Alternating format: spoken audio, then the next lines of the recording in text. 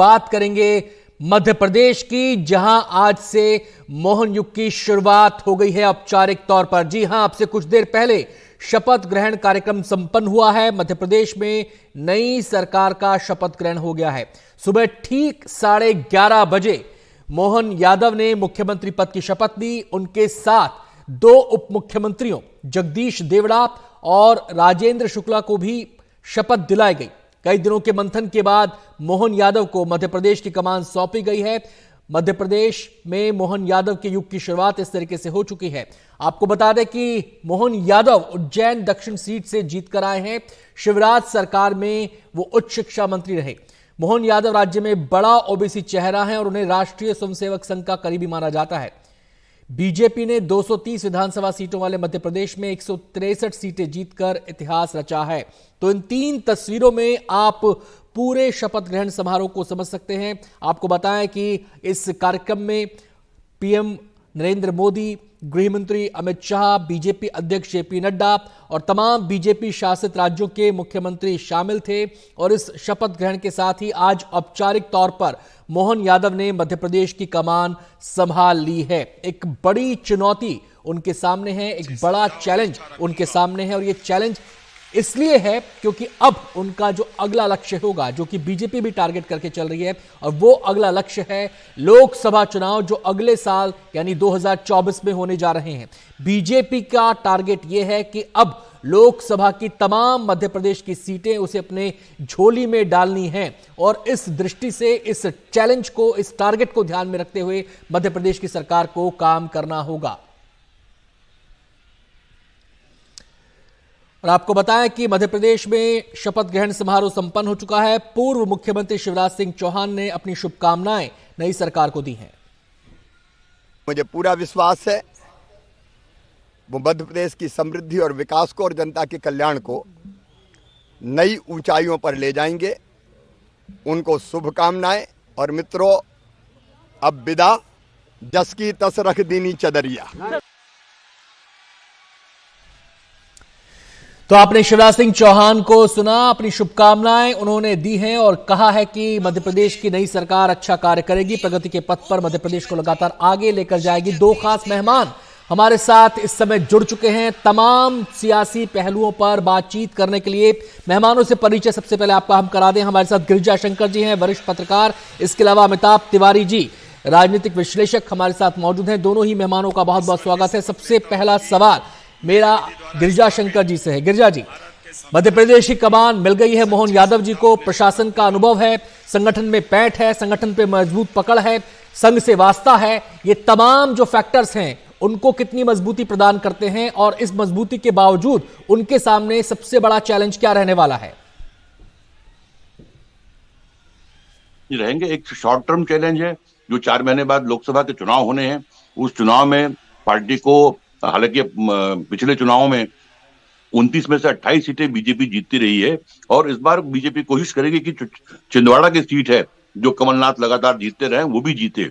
ये short term तरीके से, लेकिन लॉन्ग टर्म चैलेंज भी उनके सामने है कि जो पार्टी का जनाधार बना हुआ है पिछले 20 साल से, लगातार थोड़े से अंतराल को छोड़कर पार्टी लगातार सरकार में रही है और एक जनमत उनका उनके पक्ष में बहुत बेहतर ढंग से बना हुआ है। उस मजबूती को वो आगे के लिए बनाए रखें। मोहन यादव का बनना केवल नए मुख्यमंत्री का बनना नहीं है। आप देखेंगे कि 2003 में बीजेपी ने ये प्रयोग किया था जब तमाम जो सीनियर लीडर्स थे, सुंदरलाल पटवा, कैलाश जोशी और बाकी तमाम लोगों के रहते हुए उमा भारती को उन्होंने अगुवाई सौंपी थी। एक जनरेशन चेंज किया था।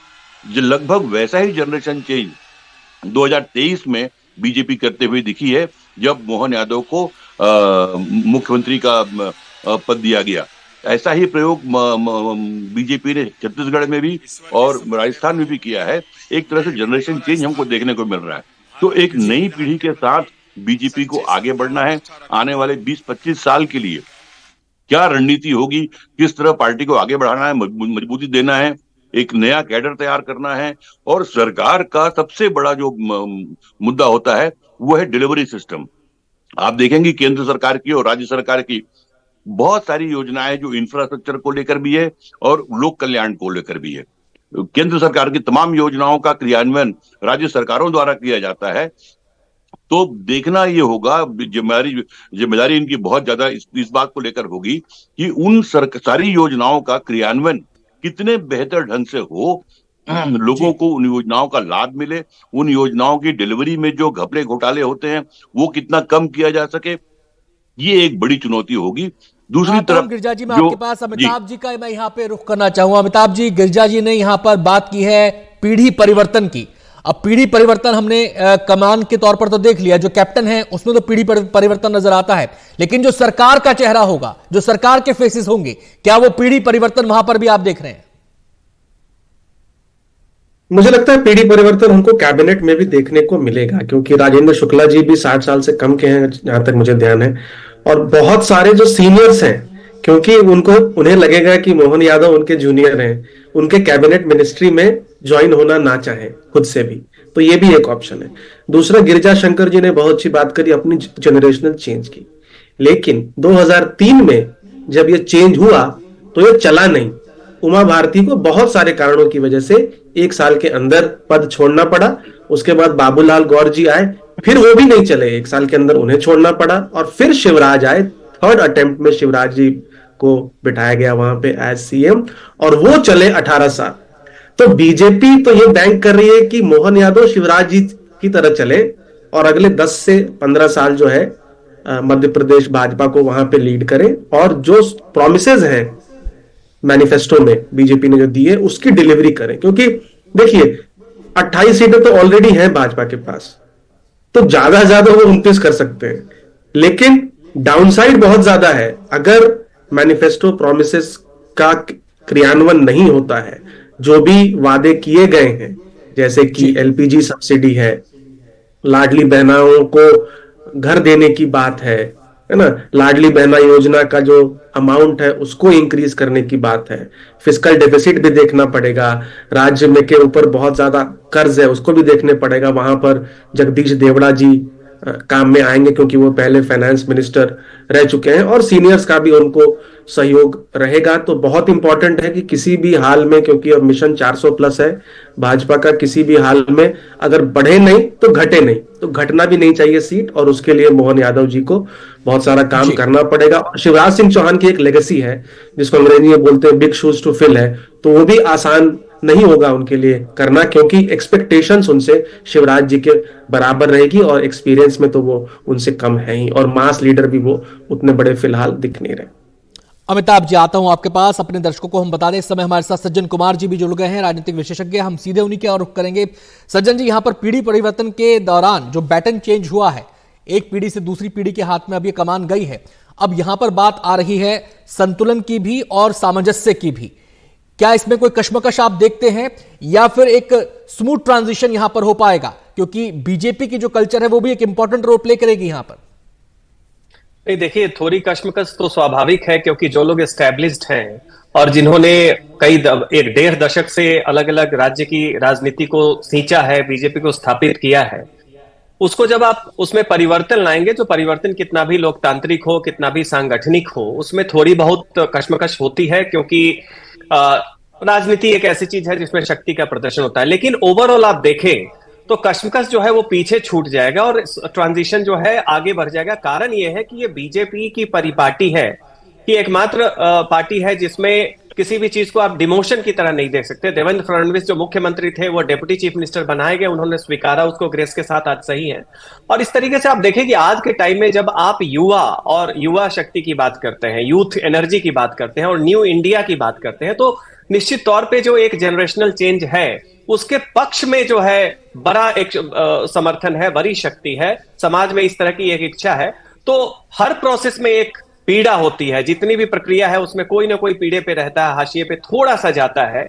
लेकिन ओवरऑल आप देखें तो राजनीतिक परिवर्तन की दिशा में एक लोकतांत्रिक दिशा है और सांगठनिक दिशा है। बीजेपी में आज देखें तो ये एक बस एक शुरुआत है, केवल मुख्यमंत्री नहीं बदले गए हैं। आप देखिएगा ये एक प्रक्रिया है जो बीजेपी की पूरी राजनीति में जितने भी अभी की संरचना है उसमें आप देखेंगे पीढ़ीगत परिवर्तन जो है वो हर स्तर पे होने वाला है। ये एक संकेत है केवल कि केवल मुख्यमंत्री से ये नहीं एक्सपेरिमेंट हो रहा, आने वाले टाइम में हम देखेंगे और ज्यादा होगा। तो इसमें कश्मकश जो होगी वो निश्चित तौर पे थोड़ी बहुत होगी, लेकिन उसकी गुंजाइश बहुत कम रहेगी, क्योंकि अभी जो समाज का जो झुकाव है वो जनरेशनल चेंज की तरफ है, उससे लोग रिलेट करते हैं और वो आगे बढ़ते हैं। जी चलिए, मैं आता हूं सज्जन जी आपके पास। मैं सीधे गिरिजा जी का यहां पर रुख करना चाहूंगा, क्योंकि हम लगातार पीढ़ी परिवर्तन की बात कर रहे हैं और सियासत में जो भी बात होती है उसमें संकेत भी होते हैं, उसमें संदेश भी होते हैं। अगर हम इसको एट लार्ज समझने की कोशिश करें गिरिजा जी, तो यहां पर केवल सियासत से जुड़े संकेत और संदेश नहीं है, यहां पर समाज से जुड़े संकेत और संकेत भी हैं। हम राजनीति में युवाओं की बात करते हैं, लेकिन उनको चांस हम कितना देते हैं, यह बड़ा सवाल हो जाता है।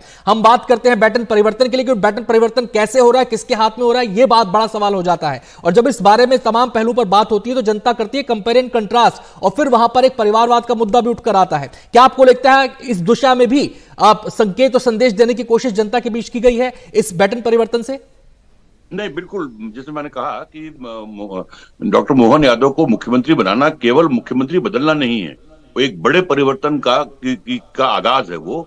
और ये जो परिवर्तन की जो प्रक्रिया बीजेपी ने शुरू की है और 20 साल पहले की, फिर 20 साल बाद फिर किया, तो ये समय समय पर इस तरह के जो परिवर्तन होते हैं वो किसी भी पार्टी को वाइब्रेंट बनाते हैं, उसमें गति आ जाती है।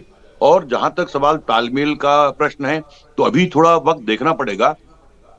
जो केंद्रीय मंत्री या जो सांसद जिनको चुनाव लड़ाया गया था विधानसभा का, वो विधानसभा का चुनाव जीत गए हैं, उनकी संसद से सदस्यता से इस्तीफा हो गया है। अभी उनकी कोई नई भूमिका हमारे सामने आई नहीं है। भूतपूर्व मुख्यमंत्री जो आज हुए हैं, शिवराज सिंह चौहान, जो लगातार 17-18 साल तक मुख्यमंत्री रहे, एक व्यापक जनाधार उनका है, उनकी सक्रियता और उनकी मेहनत अलग उसकी पहचान है। उनकी आने वाले समय में क्या भूमिका होगी ये देखना होगा। लेकिन ये जो परिवर्तन की या पीढ़ी परिवर्तन का जो आगाज हुआ है वो आगे बढ़ेगा, वो उस पर कोई असर नहीं पड़ेगा। और इसकी जो सूरत है हमको कैबिनेट में भी देखने को मिलेगी, और नए नए जो कार्यक्रम सरकार के आएंगे, पार्टी के आएंगे, वहां भी ये बदलाव हमको देखने को मिलेगा। अमिताभ जी का मैं यहां पे रुख करूंगा। अमिताभ जी, बात लगातार इस पीढ़ी परिवर्तन को लेकर, इसका जो संदेश छुपा है, इसमें जो संकेत छुपे हैं उसके ऊपर हो रही है। लेकिन हमने कहा कि अब बीजेपी के अंदरूनी जो समीकरण है उनकी दिशा में भी हम बात कर रहे हैं। लेकिन अगर मैं सोसाइटी की बात करूं, एक वोटर के नाते में बात करूं, एक समाज के नाते में बात करूं, तो उसके बीच क्या संदेश यहां पर जाता है? क्योंकि जब वोटर वोट करने जाता है या पार्टियों को सुनता है तो वो कंपेयर एंड कंट्रास्ट करता है। क्या ये बातें उसके लिए मैटर करती हैं कि फला कार्यकर्ता को सीधा सीएम पद दे दिया गया, फला नेता जो तीसरी चौथी रो में बैठा था, आखिरी रो में बैठा था, उसको उठा के सीएम पद दे दिया गया? यहां पर किसी की नहीं चलती है। यहां पर आधार होता है काम, और उस काम के आधार पर लोगों को जज किया जाता है। देखिए, किसी भी चुनाव में जो भी वोटर किसी पार्टी को वोट करता है वो दो प्रकार के हैं लार्जली। एक होता है उसका कोर आइडियोलॉजिकल वोटर, और एक होता है दूसरा स्विंग या न्यूट्रल वोटर। और स्विंग और न्यूट्रल वोटर की संख्या बहुत ज्यादा है कोर आइडियोलॉजिकल वोटर के कंपैरिजन में। तो ये जो मैसेज दोनों के लिए है, पहला है जो भी कैडर है या सेकंड रैंक लीडरशिप है, उसको मैसेज है कि अगर आप मेहनत करेंगे तो आप टॉप पोस्ट पे पहुंच सकते हैं। आप किसी खास परिवार के नहीं होंगे तो भी आप वहां पहुंच सकते हैं, आप लोअर रंग से ऊपर तक पहुंच सकते हैं। और जो स्विंग और न्यूट्रल वोटर है, खास करके उसमें जो युवा है, तो वो बहुत सारे रिसर्च हमें ये बताते हैं कि वो डायनास्टिक पॉलिटिक्स के खिलाफ है। तभी हम देख रहे हैं कांग्रेस पार्टी का भी कहीं ना कहीं पतन हो रहा है, नेशनल लेवल पे बहुत सारे रीजनल पार्टीज का भी पतन हो रहा है। तो उसके लिए भी एक मैसेज है कि बीजेपी में परिवारवाद नहीं चलता, और यहां पर कोई भी एक आम कार्यकर्ता, जैसे नरेंद्र मोदी भी एक आम कार्यकर्ता ही अपने आप को कहते हैं, जब वो आसीन हुए प्रधानमंत्री के पद पर, तो वो वहां पर पहुंच सकते। और खासकर यादव समाज के लिए बिहार और यूपी में जो मैसेज है वो है कि बीजेपी ने एक आम यादव को चीफ मिनिस्टर बनाया है बनिस्बत एक खास यादव परिवार से, जो कि एक लालू यादव जी के परिवार से और मुलायम जी के परिवार से ही वहां पर कोई ना कोई चीफ मिनिस्टर बनता है। तो यादव युवा को भी ये मैसेज है कि भाई, आपको अगर पावर में रिप्रेजेंटेशन चाहिए तो आप भाजपा की तरफ झुकाव करिए, क्योंकि लोकसभा में 50-60% यादव समाज ने बिहार यूपी में जो है वो समाजवादी पार्टी या आरजेडी को वोट किया है। और मोहन यादव समाज के आज की डेट में इकलौते सीएम है। तो बहुत बड़ा मैसेज है ये भी मैसेज है कि जो डोमिनेंट जो बीजेपी की एक पॉलिटिक्स रही है Yadav versus non Yadav OBC की, खास करके बिहार यूपी में, वो भी एक सिग्नल देता है कि अब ये खत्म हो रहा है, और एक ऑल इंक्लूसिव ओबीसी पॉलिटिक्स, क्योंकि प्रधानमंत्री ने अब एक इंक्लूसिव हिंदुत्व की बात करी है और अपना जो सोशल अम्ब्रेला है उसको भाजपा 2024 में एक्सपैंड करने की कोशिश कर रहा है। जो भी समाज उसके साथ नहीं है उसको भी अपने पाले में लाने की कोशिश है। सीधे सज्जन जी का मैं यहाँ पे रुख करूंगा। सज्जन जी, आपसे जानना चाहते हैं कि जब आप किसी को सीएम बनाना है, डिप्टी सीएम बनाना है, मंत्रिमंडल का गठन होना है, उसमें बहुत सारे पहलू समीकरण सियासी तौर पर देखे समझे जाते हैं, लेकिन क्या एक आम वोटर को इनसे फर्क पड़ता है, इन बातों से फर्क पड़ता है? देखिए, निश्चित तौर पे फर्क पड़ता है। इस फर्क इस सेंस पे पड़ता है, जैसे अमिताभ जी ने बताया कि एक तो आइडियोलॉजिकल वोटर है जो पार्टी के नाम पे, सिंबल के नाम पे वोट देता है, और दूसरा एक न्यूट्रल और फ्लोटिंग वोटर है जो कामकाज को, पार्टी के रवैये को और बाकी और भी बहुत सारे कंसिडरेशंस को लेता है। अब इसमें आप देखिए कि चाहे मध्य प्रदेश की बात हो, भले ही शिवराज सिंह चौहान जी का बहुत ही महत्वपूर्ण योगदान रहा पिछले 2 महीने में, लेकिन 3-4 महीने पहले तक लोग मान रहे थे कि एक ही चेहरा देख देख के हम लोग पक चुके हैं, उब गए हैं। रमन सिंह जी की बात हो तो वहां पे रमन सिंह जी का भी बहुत कुछ एक जोरदार जो एक जोश होना चाहिए था उनके व्यक्तित्व में नहीं दिखा। राजस्थान में भी देखिए महारानी को लेकर एक डिवीजन है। तो निश्चित तौर पर होता क्या है, पानी जो है, बहता पानी हमेशा फ्रेश रहता है। रुका हुआ पानी, जो जरवत पानी होता है, वो सड़ जाता है, चाहे कितना भी आप उसके पास की बात करें, लीगेसी की बात करें। तो एक आम वोटर के लिए भी आप देखें, शुरू में एक तबका जरूर होता है जो बड़े नेताओं से जुड़ा होता है, या वो ये कहता है कि भाई उनके प्रति सिंपैथी आ सकती है। लेकिन अगर आपने फ्रेश एक्सपेरिमेंट किया है, क्रिएटिव एनर्जी इन्वोक किया है, तो जो एक लेटेंट फोर्स है समाज का, वो आपके साथ जुड़ जाता है। ये जुड़ जाता है कि आपने एक पहल की है। और बीजेपी का जो ये ट्रेंड सेटिंग है, बिल्कुल ऑर्गेनाइजेशनल ओवरहॉल जो अभी सीएम के लेवल पे दिख रहा है, आने वाले समय में हमें लगता है एमपी में किनको किनको टिकट मिलेगा, नहीं मिलेगा, अब तैयार रहे, बहुत बड़ा सरप्राइज हो सकता है। ऐसी स्थिति में ये बाकी पार्टियों पे भी एक प्रेशर डालेगा कि वो ट्रेंड सेट करें। तो ये केवल बीजेपी की बात नहीं है, एक सबसे बड़ी हेजेमोनिक पार्टी जब इस तरह के यूथफुल और जनरेशनल चेंज को लेकर जाती है, सारे पुराने मापदंडों को पीछे रख देती है। ये केवल बीजेपी की बात नहीं होती है, भारतीय राजनीति की एक नई पहल है जिससे दूसरी पार्टियां भी पीछे नहीं रह सकती। और निश्चित तौर पे जो भी पार्टी इस तरह के परिवर्तन से पीछे हटेंगी, आम आदमी और आम वोटर उनकी तरफ थोड़ा कम रुख करेगा। बहुत बहुत शुक्रिया सज्जन जी हमसे बातचीत करने के लिए। गिरिजा जी, आपका भी बहुत बहुत शुक्रिया, और यहाँ पर अमिताभ जी को भी हम शुक्रिया अदा करेंगे हमारे साथ इस चर्चा में शामिल होने के लिए।